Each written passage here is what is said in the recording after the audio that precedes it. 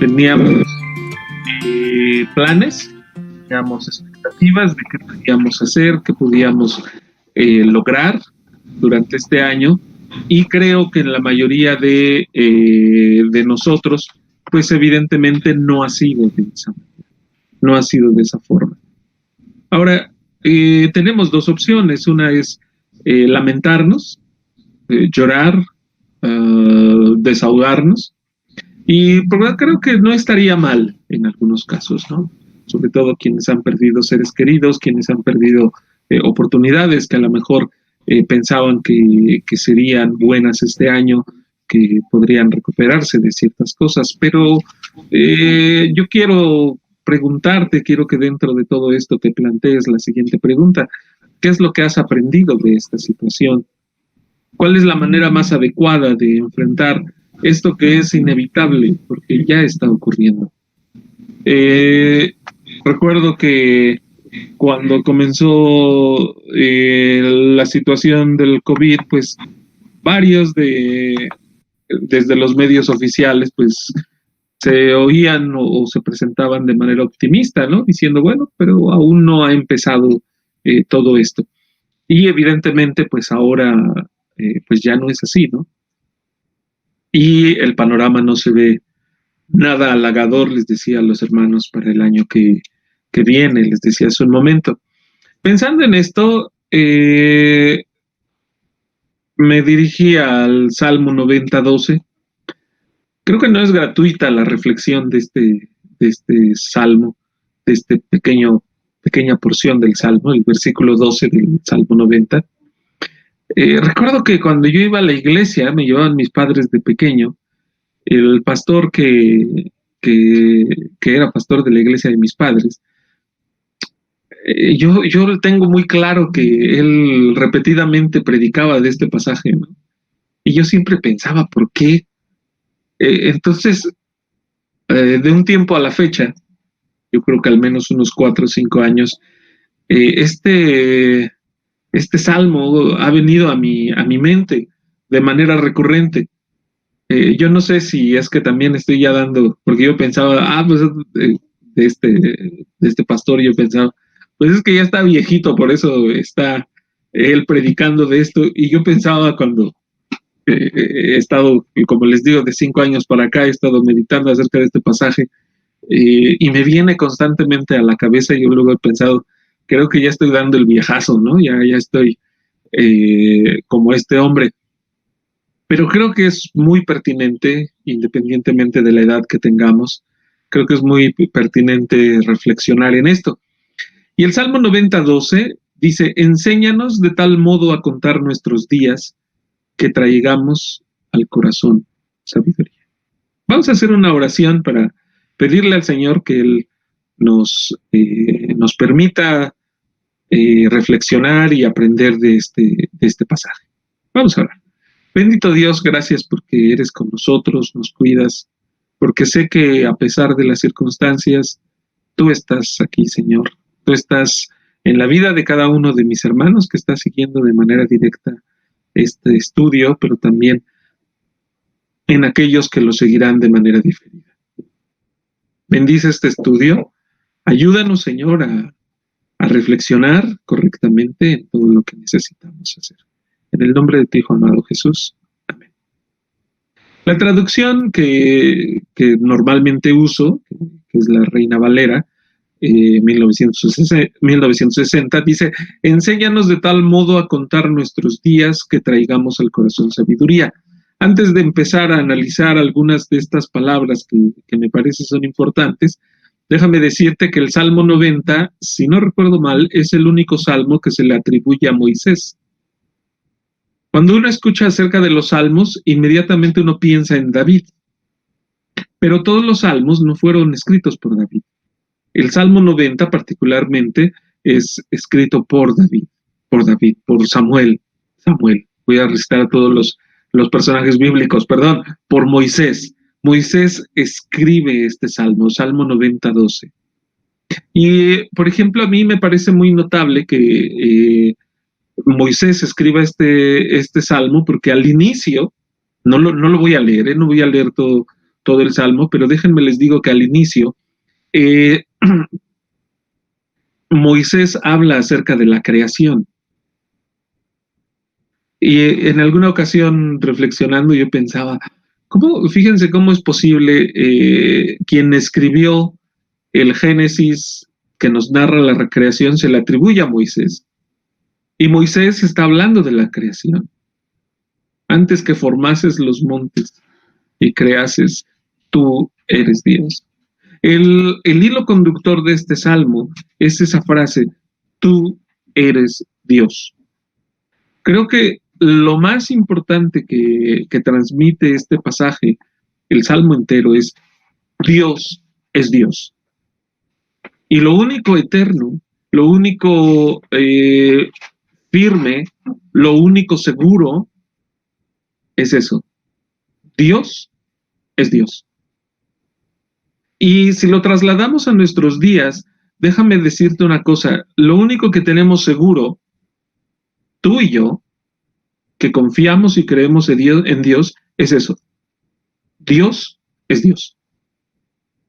Si tú y yo tenemos esto firme y lo tenemos claro, seguramente podremos vivir una vida, primeramente, más entregada a Dios y segundo, con mayor esperanza. Y podremos hacer lo que el apóstol Pablo dice y recomienda en una de sus cartas, que dice, no estéis como aquellos que no tienen esperanza. ¿Por qué? Porque nosotros sí tenemos esperanza. ¿En qué está depositada nuestra esperanza? En que Dios es Dios. Dios no depende del panorama. Dios permanece para siempre. Con esto en mente, quiero que empecemos a ver este pasaje. La primera palabra que quiero que veamos es enséñanos. La palabra enséñanos viene de la palabra yadá, que quiere decir saber, entender, comprender y conocer. Hay dos tipos de enseñanza, de aprendizaje, de poder aprender, en los cuales esta palabra yadá se aplica. Uno, saber por observación y reflexión. Y dos, saber por experiencia. ¿Sí? Hay una diferencia entre estas dos maneras de saber, de aprender algo. Vuelvo a decirlo. Uno, saber por observación y reflexión. Y dos, saber por experiencia. En la primera va en franca contradicción con un dicho muy popular que tenemos en México, o bueno, no sé si ya sea muy popular, pero se dice, nadie experimenta en cabeza ajena. Eso la mayoría lo decimos muy tranquilos, pero fíjense, eso está evidentemente en contra de esta idea. Está evidentemente en contra de esta idea de saber por experiencia, ¿sí? De saber por reflexión y observación. Nosotros no necesitamos conocer las cosas para entonces aprender que no debemos hacerlo. Primera de Corintios, había que mencionar Primera de Corintios, Primera de Corintios dice que todas las cosas escritas en el Antiguo Testamento, todas las cosas escritas en el Antiguo Testamento fueron escritas para nuestro aprendizaje. ¿Qué quiere decir eso? Que tú y yo podemos aprender acerca de Dios, acerca de la misericordia de Dios, acerca de los planes de Dios, acerca de cómo buscar a Dios, por lo que leemos en la Biblia, por cómo han buscado a Dios las personas anteriormente, los que han tenido una relación con Dios, y nosotros podemos observar, podemos reflexionar, y entonces nosotros podemos aprender cómo tener una buena relación con Dios. Y eso tú y yo, en teoría, lo sabemos, porque nosotros no vimos al Señor Jesucristo. El Señor Jesucristo le dijo a Tomás, porque viste, creíste, bienaventurados los que no vieron y creyeron. Nosotros, gracias a Dios, estamos dentro de esa bienaventuranza. Nosotros no vimos, nosotros no tocamos al Señor Jesús, nosotros no anduvimos con el Señor Jesús, pero nosotros creemos. Y ahí es donde actúa la fe. ¿Sí? Un ejemplo de esto también es Génesis 8:11. ¿Sí? En Génesis 8:11 dice, y la paloma volvió a él a la hora de la tarde, y he aquí que traía una hoja de olivo en el pico, y entendió Noé que las aguas se habían retirado de sobre la tierra. Noé no salió a ver la tierra, no salió a ver cómo estaba el panorama. Noé envió una paloma, y esa paloma volvió con una hoja de olivo en el pico. Y entonces él, Yadá, él aprendió, él comprendió que las aguas se habían retirado de sobre la tierra. Noé comprendió esto.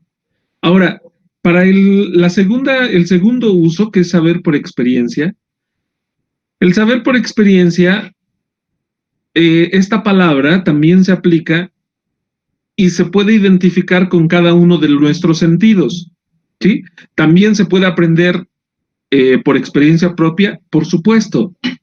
Yo, personalmente, cuando vine al Señor Jesús, atravesaba por dificultades, por problemas. Cuando yo acepté a Cristo en mi vida, cuando yo me arrepentí de mis pecados, el Señor Jesucristo hizo un cambio radical en mi vida. Y eso nadie me lo va a explicar, porque yo lo viví, yo lo experimenté. Ese también es un uso de la palabra Yadá. La palabra Yadá se usa también como sinónimo de oír, y eso lo podemos ver en Éxodo 3:7. En Éxodo 3:7 dice, dijo luego Jehová, bien he visto la aflicción de mi pueblo que está en Egipto, y he oído su clamor a causa de sus extractores, pues he conocido sus angustias. Dios veía, Dios escuchó, y he oído su clamor a causa de sus extractores, pues he conocido sus angustias. El Dios dice, yo escuché su clamor. Como yo lo escuché, yo conocí. También se usa como sinónimo de ver, esto en Génesis 18:21. Dice, descenderé ahora y veré si han consumado su obra, según el clamor que han venido hasta mí, y si no, lo sabré. ¿Cómo es que lo iba a saber? Cuando él iba a ver si han consumado su obra, según el clamor que había venido hacia él. Este es otro sinónimo, ver. Otro sinónimo, percibir. Y también ver, lo podemos encontrar en Job 28:7, cuando dice, senda que nunca la conoció ave, ni ojo de buitre la vio. ¿Sí? Aquí se usa esa misma palabra, ese mismo sentido, percibir y ver. Ahora, en este sentido de enséñanos, conoce, reconoce, lo que juega un papel fundamental y muy importante es el corazón. ¿Sí? Si el corazón no entra en este proceso de aprendizaje, el corazón está inmiscuido completamente. Y eso lo vemos en Deuteronomio 8:5. Deuteronomio 8:5 dice, reconoce a sí mismo en tu corazón que como castiga el hombre a su hijo, así Jehová tu Dios te castiga. ¿Sí? Y tratar estos temas del castigo en nuestros días es poco ¿no? poco popular. La mayoría de nosotros, cuando escuchamos castigo, inmediatamente pensamos en una sanción motivada por el odio o motivada por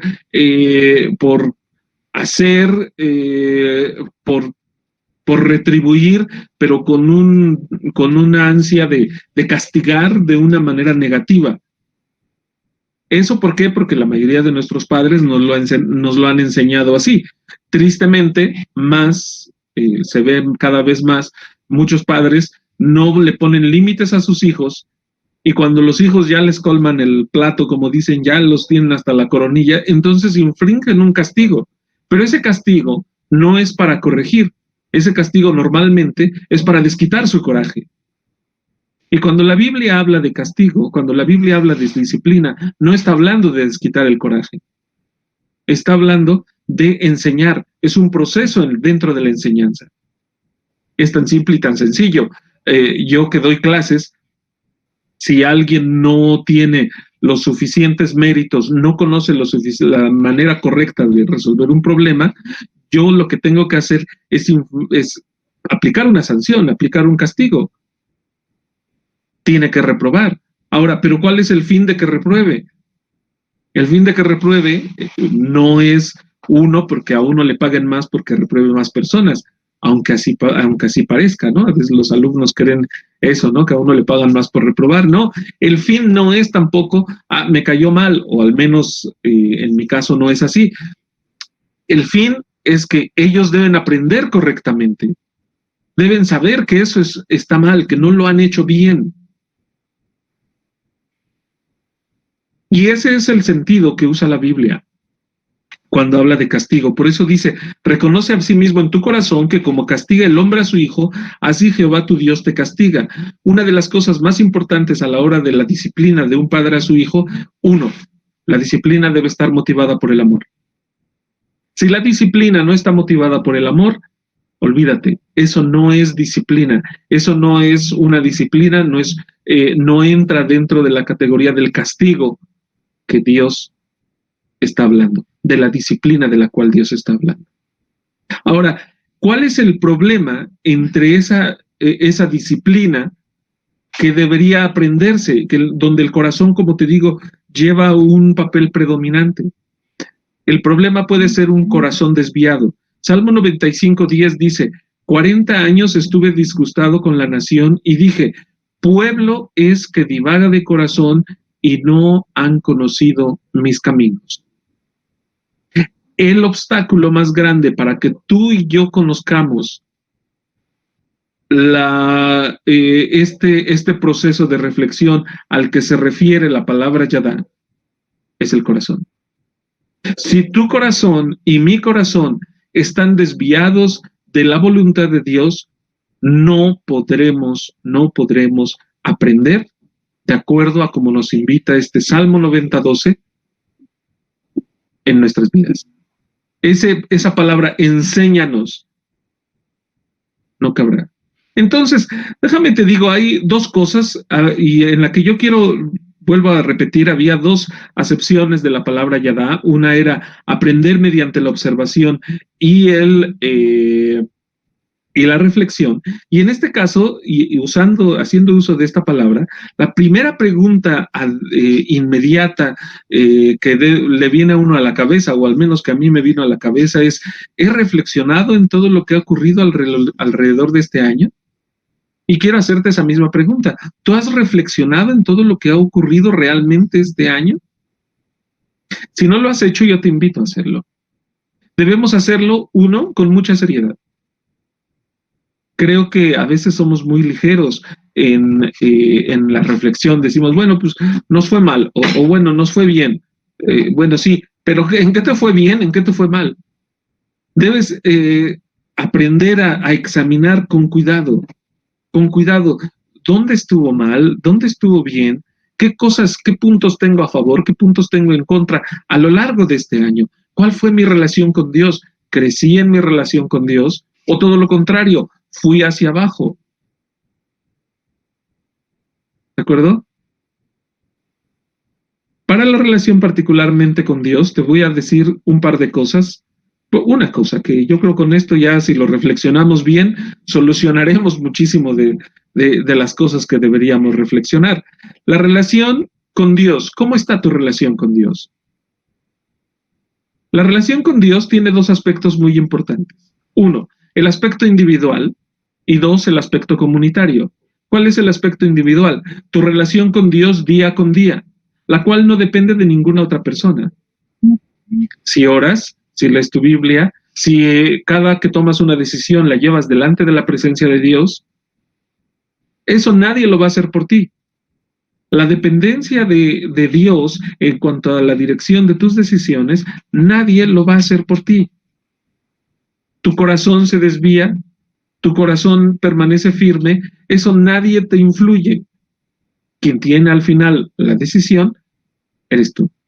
El individual es el aspecto en la relación con Dios más importante. ¿Por qué? Porque el individual tiene una influencia en el colectivo aún más grande que al revés.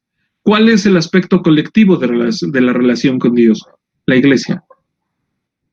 Si tú tienes una mala relación con Dios, eso se reflejará en una mala relación con la iglesia, en una mala relación con tus hermanos. Se verá reflejado de una manera obvia y una manera clara.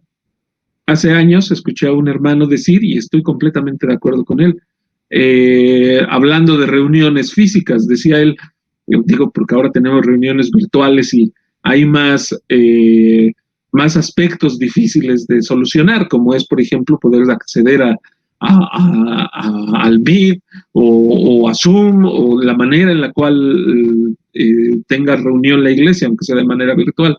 Y él decía, cuando una persona deja de ir a la iglesia, no empezó todo el día que dejó de ir a la iglesia. Él seguramente empezó desde un mes antes a alejarse de Dios, o más tiempo. Y eso es importante, porque la relación individual, personal que tú tienes con Dios, siempre por fuerza afectará a la relación colectiva con Dios. La relación con Dios colectiva pasa siempre a través de la iglesia. Y algunas veces yo he escuchado frases, palabras que se oyen bonitas, pero que en realidad no son tan ciertas, ¿no? Algunos dicen, es que voy los domingos a cargar las pilas a la iglesia. Y déjame decirte que eso es un error. Para la reunión de la iglesia, tú y yo no venimos a cargar las pilas. A la reunión de la iglesia nosotros venimos a compartir lo que Dios en la semana ha dado a nuestras vidas.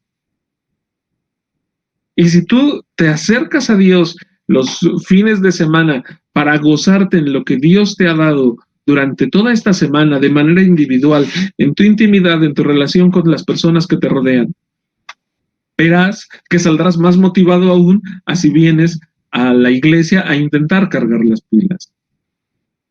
No estoy diciendo que la reunión en la iglesia no motive, evidentemente va a motivar, pero la reunión con la iglesia es para gozarte con tus hermanos acerca de lo que Dios hace y hará durante la semana. Y para que tú puedas, como dice la palabra de Dios, sobrellevar las cargas de aquellos que están sufriendo, para que tú puedas ayudar, puedas ser de bendición a los demás. La relación con Dios, y vuelvo a decirte, la relación con Dios me parece que es el aspecto más importante que tú puedes reflexionar. Pensar cómo está mi relación con Dios. Enséñanos de tal modo. El enséñanos, vuelvo a repetir, se refiere a la reflexión, a qué es lo que está ocurriendo en mi vida, en mi corazón. En tal modo, la palabra tal modo encontré y se me hizo bastante curioso porque esta frase tal modo viene de una palabra, se traduce en una palabra hebrea que se llama ken. Y esta palabra ken quiere decir justo, veraz y honrado. El adjetivo aparece 24 veces en el hebreo bíblico. ¿Sí? En Segunda de Reyes 17:9 dice, todos nosotros somos hijos de un mismo hombre, somos hombres honestos, tus siervos no somos espías. Ahí se está refiriendo, está hablando de esa palabra que, ¿sí? Y yo estaba pensando, dice, enséñanos de tal modo. Evidentemente no soy especialista en lingüística, ni soy especialista en traducción, no soy traductor de la Biblia, pero para mí este pasaje da la idea de que yo reflexione de manera justa, de manera veraz y de manera honrada. Esa es la idea que está transmitiendo. ¿Por qué? ¿Sabes por qué? Porque a veces nosotros no reflexionamos de manera justa. Muchas veces nos justificamos a nosotros mismos. Podemos evaluar la vida de las demás personas de manera muy objetiva. Podemos decir en dónde tienen aciertos, en dónde tienen errores, pero no me pidas que yo me evalúe a mí mismo. Nos cuesta mucho trabajo. Creo que una de las cosas que más trabajo le cuesta al ser humano, nos cuesta a nosotros, y yo me estoy incluyendo evidentemente, es hacer una autoevaluación honesta, justa y veraz de quién somos nosotros. Y este pasaje de 90:12 dice, enséñanos de tal modo que reflexionemos, que nos evaluemos de manera justa, de manera veraz, que no dejemos nada suelto, que reflexionemos honradamente en lo que hemos hecho, por ejemplo, en este año. ¿Sí? Si el temor ha inundado nuestros corazones, si hemos sido contagiados del desánimo, si hemos, déjenme decirlo de esta manera muy coloquial, si hemos caído en la dejadez espiritual, necesitamos ser honrados en la evaluación que hagamos de nosotros, de nuestra vida. Después dice, enséñanos de tal modo a contar nuestros días. La palabra yadá se refiere también a conocer, ¿sí? Conocer, y es usado en una gran variedad de sentidos, de reconocimiento, ¿sí? Conocer también quiere decir saberlo bien, saberlo correctamente. La palabra también después dice, también otro sentido es acerquémonos. En la siguiente palabra, cuando dice, enséñanos de tal modo a contar nuestros días, que traigamos. La palabra traigamos quiere decir acerquemos, acerquemos. Y viene de la palabra bo, que quiere decir ir y venir, y tiene todas las acepciones. O sea, que traigamos, que acerquemos. ¿De acuerdo? ¿Y qué es lo que tenemos que acercar? Debemos acercar a nuestro corazón. La palabra corazón en hebreo es levat. Y tiene diferentes sentidos. Uno es el órgano que es el corazón, ¿sí? Pero también tiene el sentido del alma, del ánimo, de ardor, del deseo, del entendimiento, de espíritu, de inteligencia, de meditación, de propósito y de voluntad. Son muchísimas cosas que tienen que ver con la palabra corazón. Pero creo, y espero no creas que me equivoco, espero estés de acuerdo conmigo, que todas estas acepciones de esta palabra tienen que ver con el íntimo deseo de la persona. ¿Con quién es esta persona? Alma, ánimo, ardor, corazón, deseo, propósito. Todo tiene que ver contigo, con quién eres, de qué estás hecho, de qué estamos hechos. El corazón es sinónimo del espíritu. ¿Sí? El corazón podríamos decir también que es el motor de nuestra vida. De hecho, de acuerdo a la Biblia, es lo que dará cuentas a Dios. ¿Sí? Debemos centrarnos en el corazón si nosotros deseamos dar buenos frutos, si deseamos crecer espiritualmente. No podemos quitar la importancia del corazón. Y y menciono la palabra corazón, y recuerdan de la palabra enséñanos, les dije, el corazón jugaba un papel muy importante. El corazón está involucrado en ese aprendizaje, en esa reflexión. Y evidentemente debemos tener mucho cuidado, porque la Biblia dice que engañoso es el corazón más que todas las cosas. ¿Quién lo conocerá? Y gracias a Dios que el que conoce nuestro corazón es Dios. Ahora, ¿cuál es el propósito de todo esto? Enséñanos de tal modo a contar nuestros días. Días tiene el sentido, como cada uno de nosotros creo que lo podrá entender sin problema, es a contar nuestra vida, a examinar nuestra vida. ¿Y cuál es el propósito? Que traigamos al corazón sabiduría. La última frase, la última palabra, perdón, no frase, la última palabra de este salmo, de este versículo 12, es sabiduría. Y la palabra sabiduría es muy importante. La palabra sabiduría, que aquí se traduce como sabiduría, es Jokma. Y esto quiere decir sabiduría, experiencia y también astucia. Se encuentra esta palabra alrededor de 141 veces en el Antiguo Testamento. Ahora, ¿qué quiere decir sabiduría? Éxodo 28:13 dice, y tú hablarás a todos los sabios de corazón, a quienes yo he llenado de espíritu de sabiduría, para que hagan las vestiduras de Aarón, para consagrarle, para que sea mi sacerdote.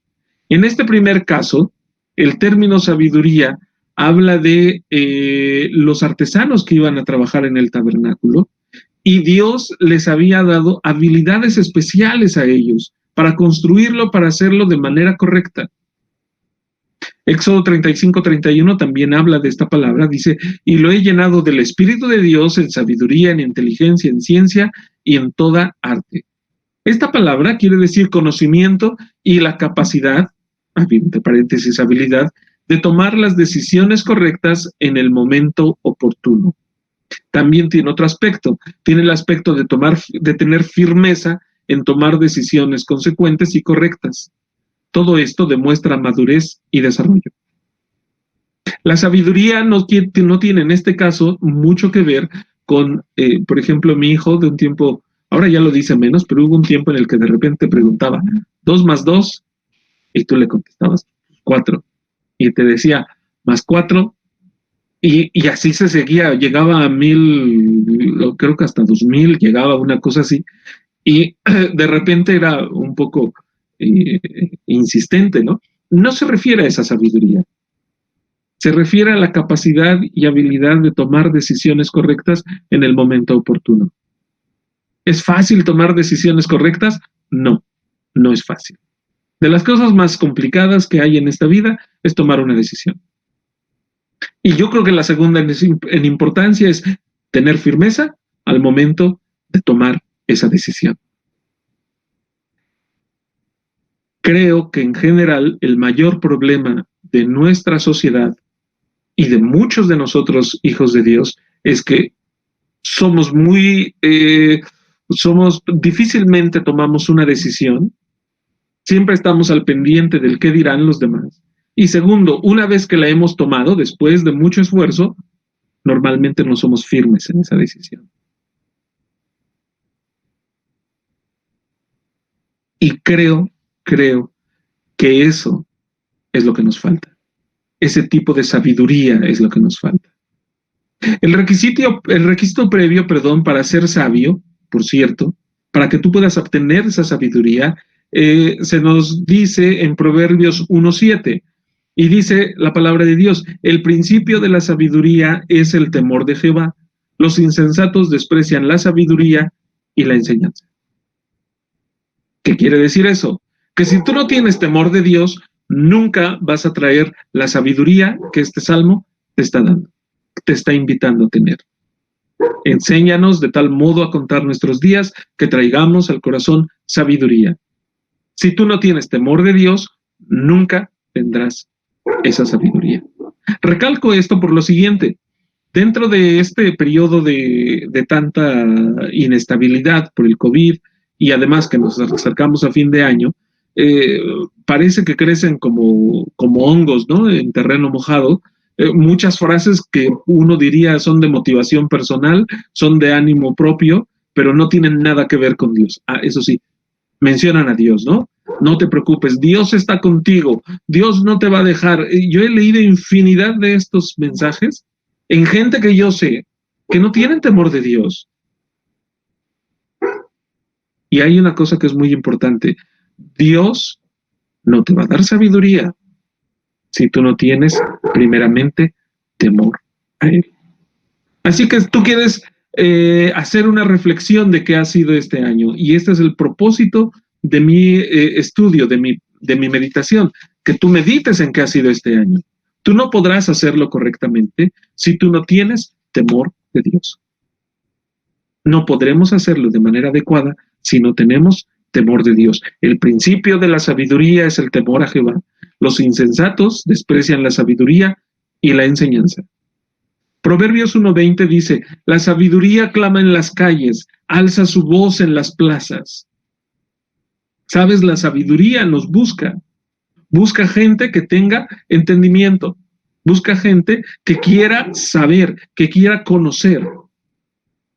¿Cuál es el problema? El problema no es de la sabiduría, el problema es de nosotros, que muchas veces no tenemos temor de Jehová.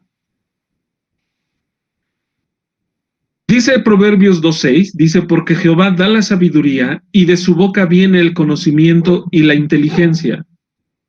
No busques la sabiduría en libros, no busques la sabiduría en predicadores, no busques la sabiduría en YouTube, el predicador de moda, el estudio de moda, y ahí estamos viendo y alimentándonos de tantas cosas. ¿Por qué no buscas la sabiduría en Dios? Porque Jehová da la sabiduría y de su boca viene el conocimiento y la inteligencia. Cualquier otra fuente de sabiduría que tú busques no será tan efectiva como buscar la sabiduría de parte de Dios. Proverbios 2:20. Uno de los beneficios cuando tú camines en esos senderos de sabiduría. Proverbios 2:20 dice, así andarás por el camino de los buenos y seguirás las veredas de los justos. Esto es muy importante. ¿Por qué es importante? Porque es la manera en la que tú y yo podremos conducirnos cuando seamos sabios. Principio de la sabiduría, el temor de Jehová. Jehová es el único que tiene la sabiduría, y uno de tus beneficios, andarás por el camino de los buenos y seguirás las veredas de los justos. ¿Qué otras ventajas tiene la sabiduría? Dice Proverbios 3 del 2 al 4, porque largura de días y años de vida y paz te aumentará. Nunca se aparten de ti la misericordia y la verdad. Átalas a tu cuello, escríbelas en la tabla de tu corazón, y hallarás gracia y buena opinión ante los ojos de Dios y de los hombres. Son algunas de las ventajas de la sabiduría. Ahora, ¿cuál es el prerequisito que tenemos para esta sabiduría? Temor a Jehová. Temor a Jehová. Ahora, le decía yo a los hermanos hace un momento que estábamos en el momento de oración, que esta mañana cuando me levanté me sonó la alarma y decía, venía un mensaje del calendario que decía, hoy organizar una piñata, dulces, invitar niños, compartir el evangelio. Y eso, si no recuerdo mal, fue por ahí de mayo, junio, creo que incluso un poco antes, que puse eso en plena pandemia, puse eso como una actividad que podríamos hacer en la iglesia. Y pensaba yo, a ver, no pudimos hacerlo, porque justo cuando estamos, se nos viene el semáforo rojo. No se pudo hacer. Santiago 4, 13 al 17, nos dice una verdad que funciona para hijos de Dios y para gente que no es hijo de Dios. Particularmente Santiago le está escribiendo a cristianos. Y fíjate lo que dice a partir del 13. Vamos ahora, los que decís, hoy y mañana iremos a tal ciudad, y estaremos allá un año, y traficaremos y ganaremos, cuando no sabéis lo que será mañana. Porque ¿qué es vuestra vida? Ciertamente es neblina que se aparece por un poco de tiempo y luego se desvanece. En lugar de lo cual deberíais decir, si el Señor quiere, viviremos y haremos esto o aquello. Pero ahora os jactáis en vuestra soberbia. Toda jactancia semejante es mala, y al que sabe hacer lo bueno y no lo hace, le es pecado. Este pasaje me parece muy importante porque nos dice, si tú planeas, si tú realizas un plan, siempre debes tener presente que lo podrás realizar solamente si Dios quiere. No hay otra manera de planear alguna cosa.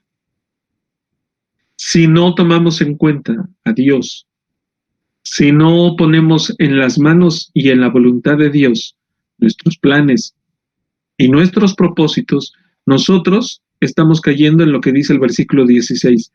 Pero ahora os jactáis en vuestras soberbias. Toda jactancia semejante es mala, y al que sabe hacer lo bueno y no lo hace, le es pecado. Estaremos cayendo en pecado si no tomamos en cuenta la voluntad de Dios. Y empecé diciendo, lo único seguro es que Dios es Dios. Y concluyo diciéndote esto también, lo único seguro es que Dios es Dios. Todos los planes y todos los propósitos, y evidentemente sigo diciéndote que reflexiones en cuanto a tu vida, que planees, que veas hacia el futuro cómo debe ser la relación con Dios, pero todos los planes que tú puedas tener, nunca te olvides de esto. Dios es Dios.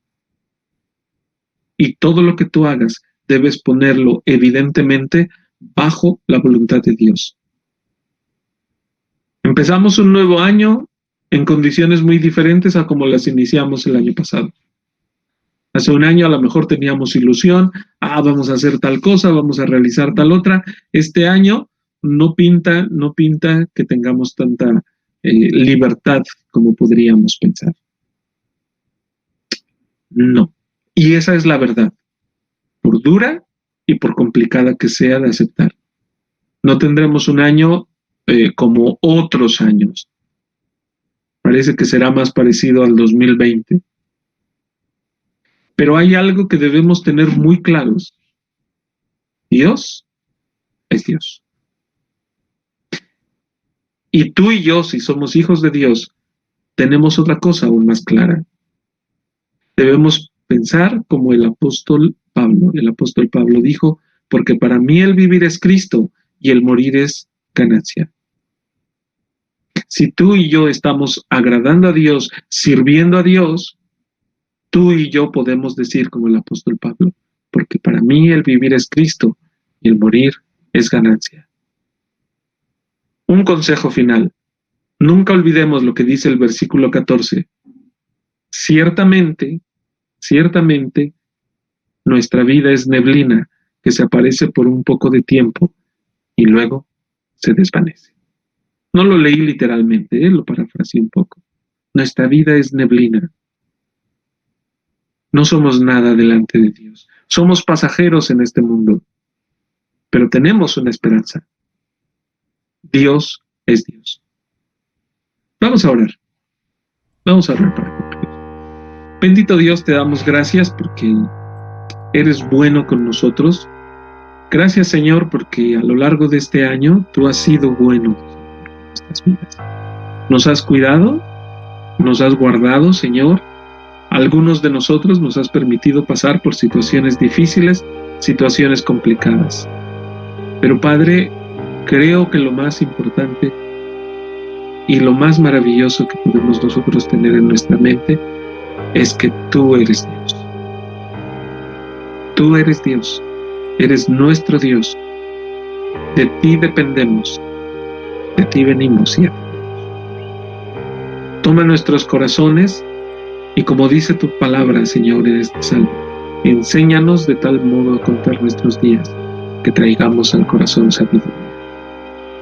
Danos ánimo, Señor, danos diligencia para que podamos reflexionar en cómo ha sido este año y que el año que viene, Señor, podamos hacer las cosas de manera mejor, Señor, con más fe, con más entrega a ti, Padre. Gracias por este privilegio, Señor, de llegar a este día. Te pedimos por cada uno de los hermanos de nuestra iglesia, Bethesda, Señor, que seas con cada uno de ellos, que los cuides, que los fortalezcas en estos tiempos que no son buenos, Señor, son difíciles. Pero, Padre, sabemos que contigo podemos vivir sin problemas, sin angustia. Te quiero pedir por cada uno de mis hermanos que su fe, Señor, y su corazón permanezcan en el acto. Y también, Padre, quiero pedirte por aquellos que no son de nuestra iglesia, pero que siguen nuestros estudios, que ellos puedan, Señor, ser movidos a buscar y que lo hagan de manera correcta, que lo hagan de acuerdo a tu voluntad, Señor, y no de acuerdo a la voluntad de ellos, la voluntad de los hombres. Por sobre todas las cosas, Señor, tómate la honra y la gloria, porque solamente son tuyos. En el nombre de tu Hijo, amado Jesús. Amén. Muchísimas gracias. Dios les bendiga.